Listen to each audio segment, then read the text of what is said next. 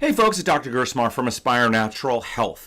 Today we want to finish up part 3 of our 3-part series. So unfortunately it's been a few weeks. I'm glad to be back with you all now. So let's catch up. The reason that we started this 3-part series was to answer the very common question that we get of how do I know that X food, whatever that might be, maybe it's gluten, eggs, dairy, soy food, yeast, artificial colorings, flavorings, or any other food, nightshades, right? How do I know if those foods are impacting me? So we've already done 2 parts to that series, but let's do a brief recap now. In part 1, we talked about the ways that food can harm us. And so there are 2 basic ways for most of us that food is going to cause an issue. The first is if that food is directly interacting with our immune system. So our immune system recognizes that food as a problem, which then causes a reaction, which then causes symptoms for us.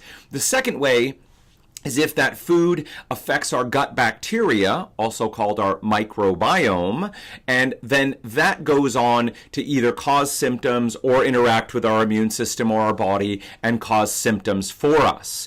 In part 2, we talked about many of the different types of testing that are out there, and there are many types of testing, and they all have their pros and cons.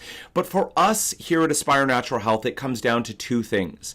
We do not routinely test people for food sensitivities unless we're very concerned about something like celiac disease or some other very serious reaction that we absolutely need to know beyond a shadow of a doubt is happening. 2, if someone is very confused, so they just cannot get a handle on whether certain foods are a problem for them, and they'll go through what we're going to cover today, the Elimination-Challenge diet, and they just cannot get clear answers. They're very frustrated. They're just unsure. Then we'll run the test to help give us some data and a starting place. And 3 is if the patient or the person really wants to get the test done. So those are really the 3 instances when we do those tests, but there are many available out there through many different companies if that's something that attracts you, and you can check out part 2 of the series for more information.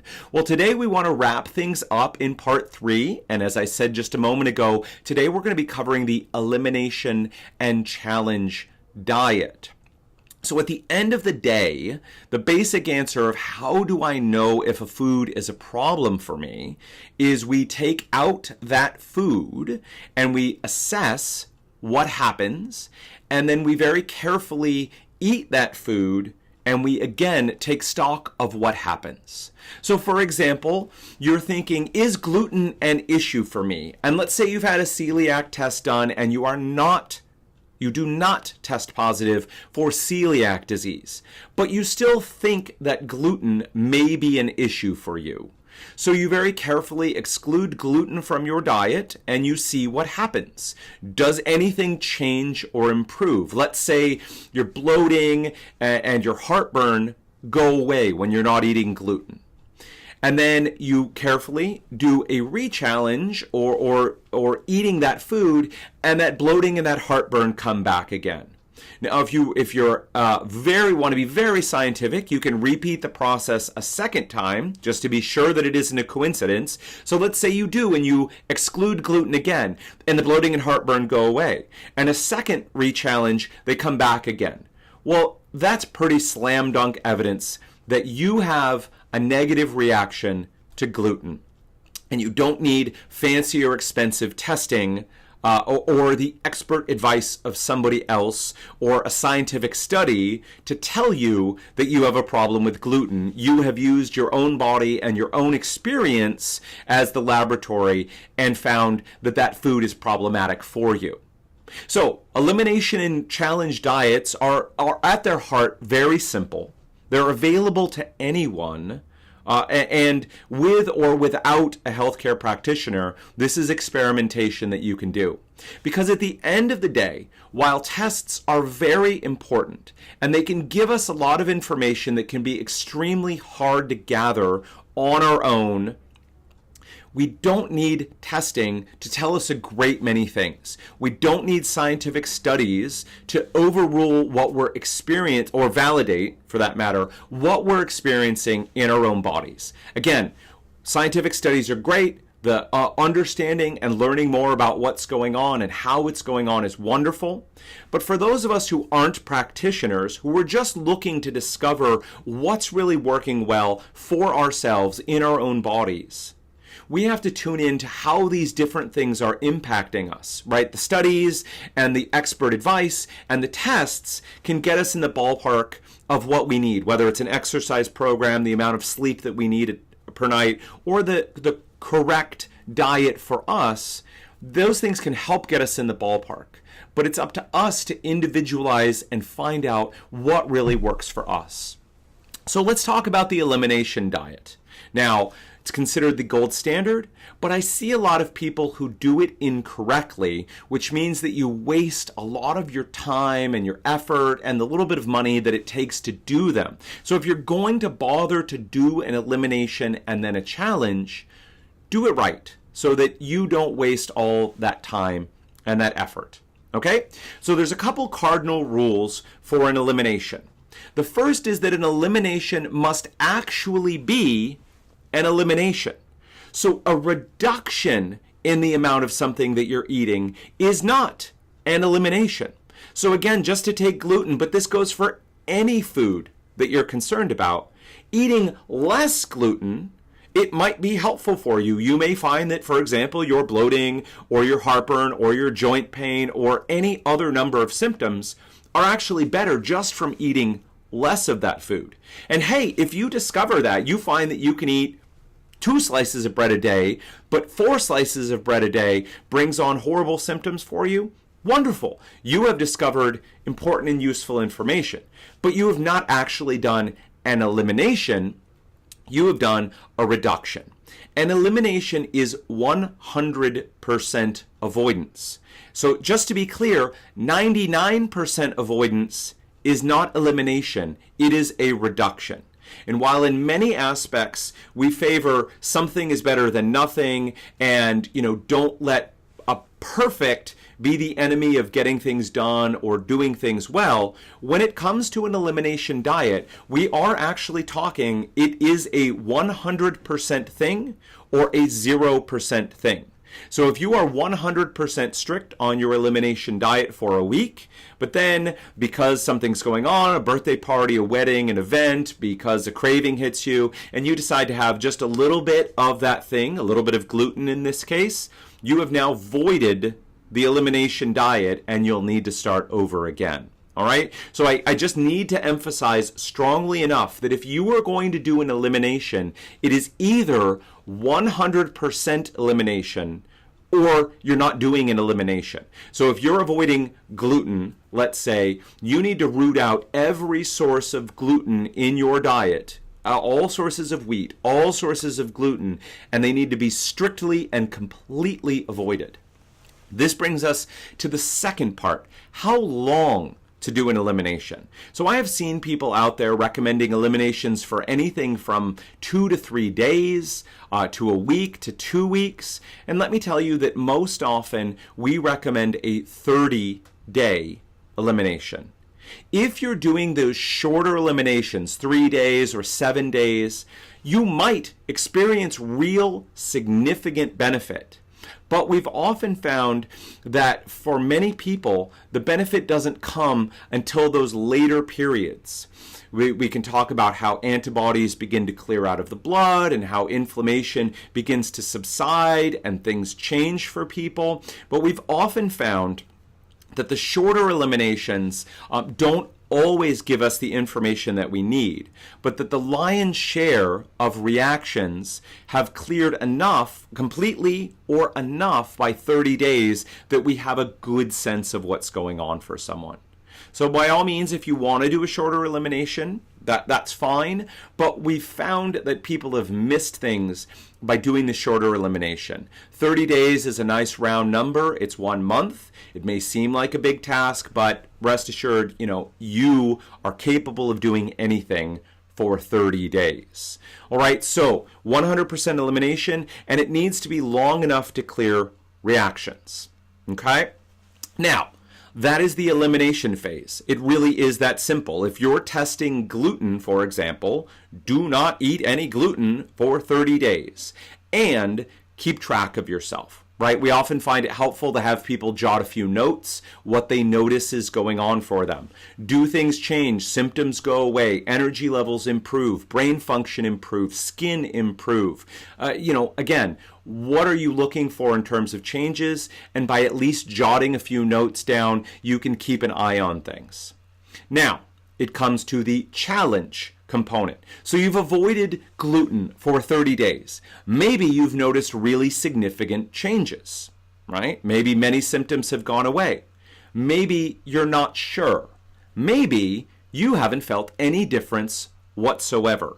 Does that mean you do or don't have any reactions? Well, this next component is a critical piece, the challenge. And so that is, you've avoided gluten for 30 days. Now it's time to eat some gluten and notice what happens.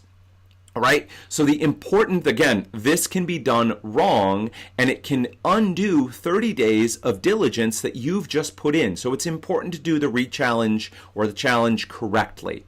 The first step is that you only challenge one thing at a time. Okay, you may have just done an elimination for gluten, in which case it's easy. You may have taken out 3, 4, 5, 6, or 10 different things all at once in a big elimination diet. And in order to get a clear picture of which of those things may be a problem and which of those things may not, it's important to only challenge one thing at a time. If you challenge 2 or even 3 things simultaneously and you get a reaction, is it against 2 or 3 things or one of those things? Again, it's important here to be clear and to understand, because all of this is about building understanding about how things are affecting you. So say you've eliminated gluten and dairy and eggs. You would choose one of those things at a time to focus on. And typically we recommend that people challenge, again, there's 2 ways to do it. One is the food that you think is most problematic, depending on what's going on for you. The second option is foods that you think are not problematic. So start with the things that you think are not going to be a problem so they can be quickly added back into the diet. And the third way to do it, so things you think are most problematic, things you think are least problematic, and the third way would be the things that you most want to try to get back into your diet. So if you're just dying for a piece of bread and it would massively improve the quality of your life and your pleasure and your well-being, then start by challenging bread, because if it's not a problem, it can come back in and you can get that boost. And if it is a problem, then at least you know that it's a problem. All right, so one at a time. The second is sufficient quantities of those foods. So it's not enough to have a tiny little crumb of gluten and then wonder if it's a reaction. We want, if there's going to be a reaction, we want it to be significant enough that you notice it and it confirms things for you. Sort of the worst case in a challenge is when you're like, I don't know, maybe there was a reaction, but I'm not sure, and you're kind of in that limbo place. So we want to consume a relatively large amount of the challenged food. For example, if someone's challenging eggs, we'll say definitely scramble up a few eggs and have eggs, and we're going to talk about the formula, but have a good sized portion of eggs for breakfast and lunch and really get plenty of that egg in there. So if there's a reaction, it will provoke it and you can tell, and you're not left in this wishy-washy place of I'm not sure. Instead, it's either no, everything's great, or yes, these foods are a problem for me. All right? And the third component, so we've talked about one at a time, sufficient quantity, and the third piece is that it is pure food. So for example, if you're challenging, again, gluten, and you're like, great, I'm going to eat some bread, that bread may have dairy and it may have eggs in it. And if you're challenging dairy and eggs, then you end up in a muddled situation. Did you react to that bread because of the gluten or the dairy or the eggs or all of the above? And so we really want pure food. So if you're going to choose bread, for example, you would want a pure bread that has no other ingredients that you're challenging in it. Or, for example, we'll often recommend cream of wheat as one example. It may not be always the most palatable thing, but it is a way to tell. If you're challenging eggs, for example, you may not want scrambled eggs with dairy in them. You may just want the pure scrambled eggs. Okay, so you want to keep it clean and one at a time.